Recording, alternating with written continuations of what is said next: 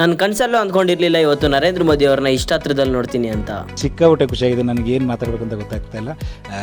ನಮಸ್ಕಾರ ಎಲ್ಲರಿಗೂ, ನಾನು ನಿಮ್ಮ ಪ್ರೀತಿಯ ಚರಣ್ ಮಾತಾಡ್ತಾ ಇದ್ದೀನಿ. ಮತ್ತೊಮ್ಮೆ ಎಲ್ಲರಿಗೂ ನನ್ನ ವಿಡಿಯೋಗೆ ಸ್ವಾಗತ. ಎಕ್ಸಾಮ್ ಬರೆಯೋ ಖುಷಿಯಲ್ಲಿ ಅಲ್ಲಿಂದ ಹೋಗಿ ಬಸ್ ಅಲ್ಲ, ಏನಕ್ಕೆ ಇವ್ರು ಕ್ಯಾಮ್ರಾ ನೋಡಿದ್ರೆ ಮಗ ಮುಚ್ಕೊಂತಾನೆ ಅಂತ ನಂಗೆ ಇವಾಗೂ ಗೊತ್ತಾಗಿಲ್ಲ.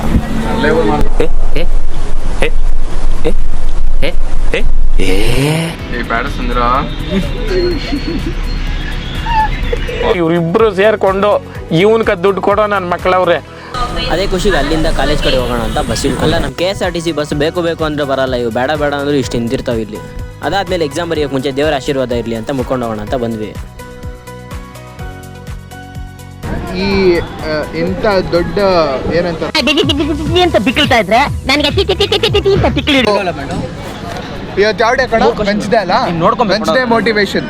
So no one is ugly, it is just your poor ಅಷ್ಟೇ. ಯಾವ ಹುಡುಗಿ ಬೀಳ್ತಿಲ್ಲ ಅಂತ ಬೇಜಾರು ಮಾಡ್ಕೊಂಬೇಡ. ದುಡ್ಡು ಹುಡುಗಿ ಆಟೋಮೆಟಿಕ್